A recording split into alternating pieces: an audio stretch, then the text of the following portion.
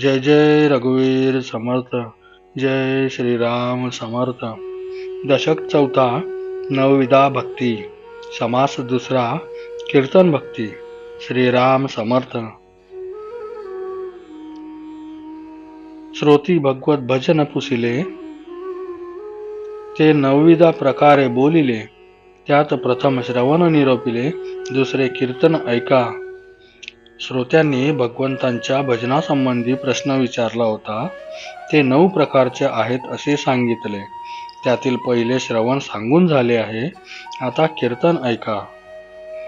सगुण हरिकथा करावी, भगवत कीर्ती वाढवावी, अखंड वैखरी वदवावी येथा योग्य. सगुण हरीची कथा कीर्तनांच्या माध्यमातून सांगावी. भक्तिशास्त्राला धरून केलेल्या कीर्तनांचे सतत वाणीचे तप करून भगवंतांची कीर्ती सर्वत्र गावी व ती अधिकाधिक लोकांपर्यंत पोहोचवावी. बहुत करावे पाठांतर, कंठी धरावे ग्रंथांतर, भगवत कथा निरंतर करीत जावी. भगवत चरित्रे, संत चरित्रे, संत वचने, शास्त्रवचने इत्यादी पाठ करावीत.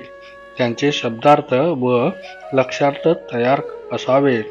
अशी भगवत कथा अथक करीत राहावी. आपुलिया सुख स्वार्था केलीच करावी हरिकथा. हरिकथे विन सर्वथा राहूची नये. हरिकथा स्वतःच्या सुखासाठी करावी. तीच ती कथा करीत राहावी. त्या वाचून दिवसही जाऊ नये. नित्य नवा हव्यास धरावा. साक्षेप अत्यंतची करावा. हरी कीर्तने भरावा. ब्रह्म गोड अवघा. हरिकथा करण्याची संधी शोधित राहावे. मिळालेली एकही संधी सोडू नये. सतत हरिकीर्तनाने जग दुमदमून टाकावे. मनापासून आवडी, जीवापासून अत्यंत गोडी, सदा सर्वदा तातडी हरिकीर्तनाची.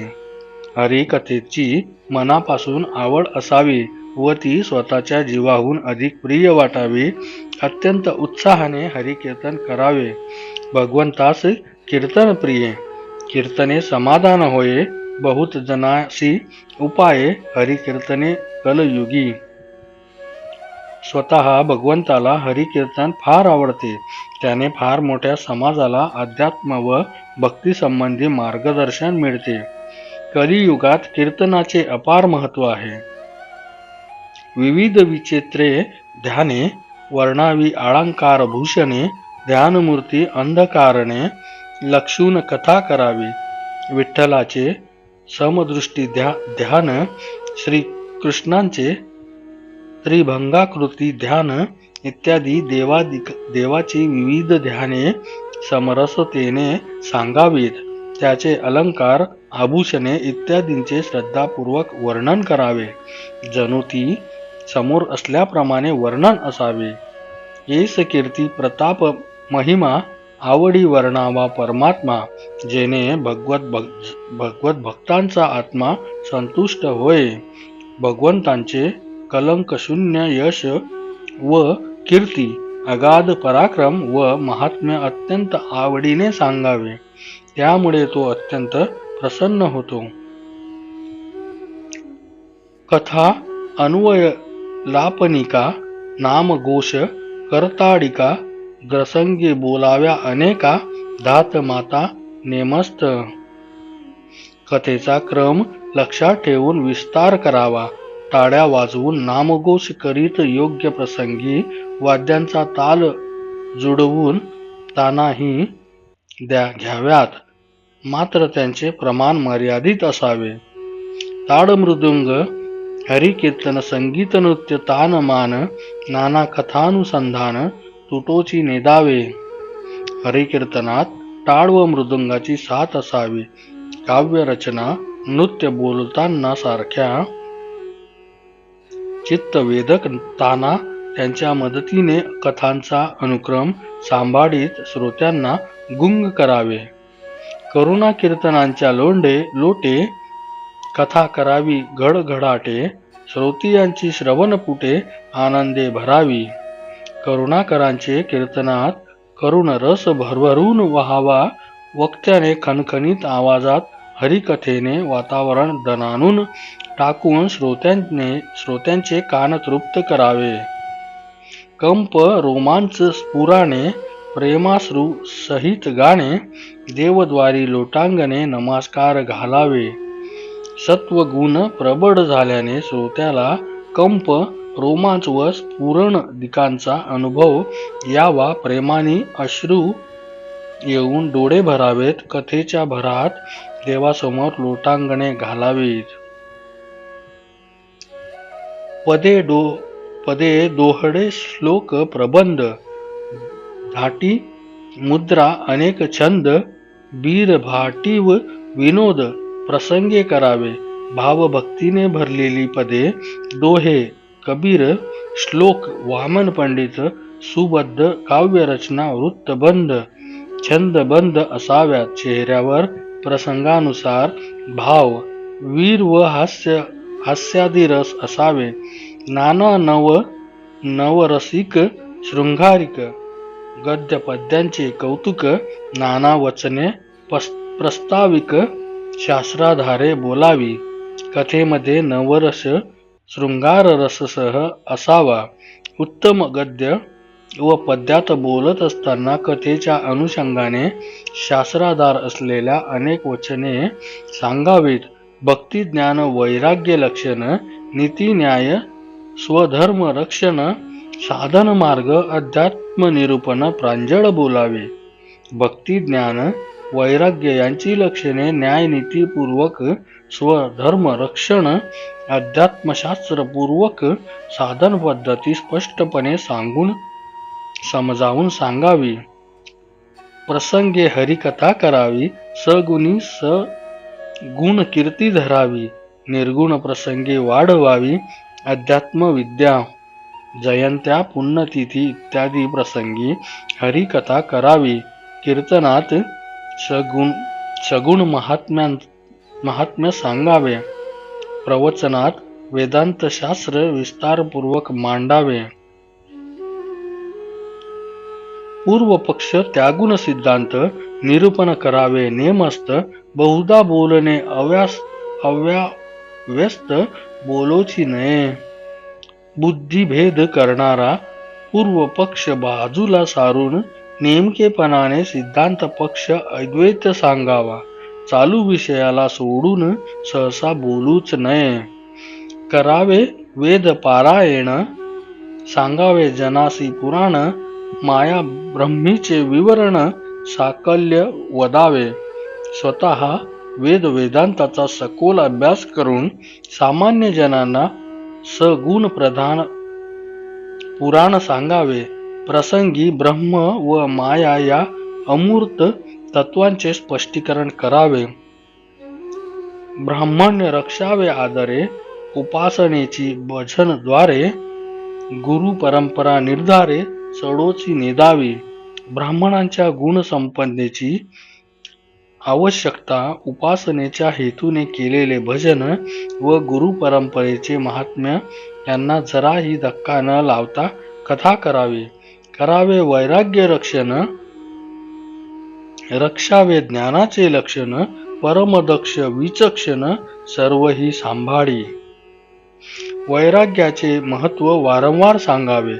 आत्मज्ञान या संकल्पनेची खोली वरचेवर लक्षात आणून घ्यावी.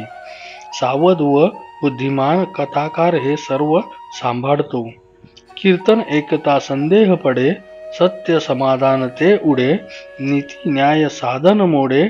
ऐसे न बोलावे. श्रोता घोटाळ्यात पडावा. तर्कसंगत मांडणीने सहज होणारे समाधान मोडावे.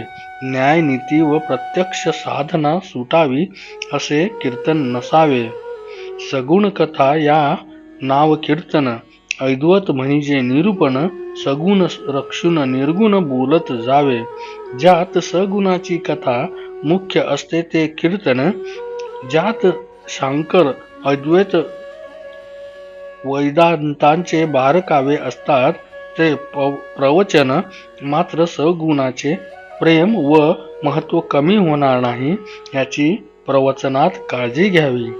असो वक्तृत्वाचा अधिकार, अल्पास न घडे सत्योत्तर, वक्ता पाहिजे साचार अनुभवाचा, वक्त्यांचा वेदांत शास्त्रांचा सखोल व व्यापक अभ्यास असलाच पाहिजे, नाहीतर त्याला श्रोत्यांच्या शंकांचे समाधान करता येत नाही. म्हणून तो शास्त्र संपन्न व अनुभव संपन्न असावा.